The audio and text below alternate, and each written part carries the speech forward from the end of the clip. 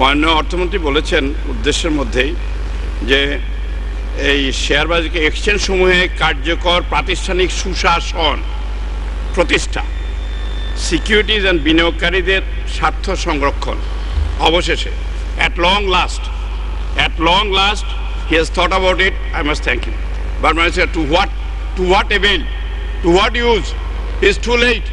মাননীয় speaker, share বাজার ধ্বংস হয়ে গেল, মাননীয় অর্থমন্ত্রী কোনো ব্যবস্থা নিলেন না। শেয়ার বাজারে মূল্য সূচক 2010 সনে এই সরকার যখন ক্ষমতায় আসে 8,991তে মূল্য সূচক গিয়েছিল। সেই মূল্য সূচক আজকে 3,617তে এসছে এবং আজকেও দরপতন হয়েছে। শেয়ার বাজার সর্বনাশ।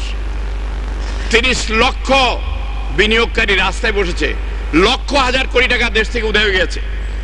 ইব্রাহিম খালেদ কমিশন উনি করেছেন, কমিশন থেকে অনেক রিপোর্ট এসছে, অনেক কথা সুপারিশ এসছে, কোনো ব্যবস্থা নেননি। যারা দোষী ব্যক্তি তাদের বিরুদ্ধে ব্যবস্থা নেওয়া তো দূরের কথা, তাদের নাম উল্লেখ করার ওনার সাহস হয়নি মাননীয় স্পিকার। কাজে আজকে শুধু শেয়ার বাজার নয় মাননীয় স্পিকার, মাননীয় অর্থমন্ত্রী কোথায় সফলতা বলেন?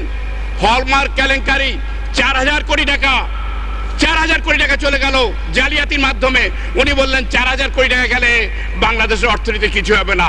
বাবা, অনেক আনন্দের বিষয়। তাহলে আসুন আমরা সবাই মিলে জালিয়াতিতে চলে যাই, সেটাই তো ভালো ব্যবসা। শুধু তাই না মাননীয় স্পিকার, মাননীয় অর্থমন্ত্রী এরপরে আপনি সংশোধনের উপর বলবেন এরপরে। আপনাকে ধন্যবাদ।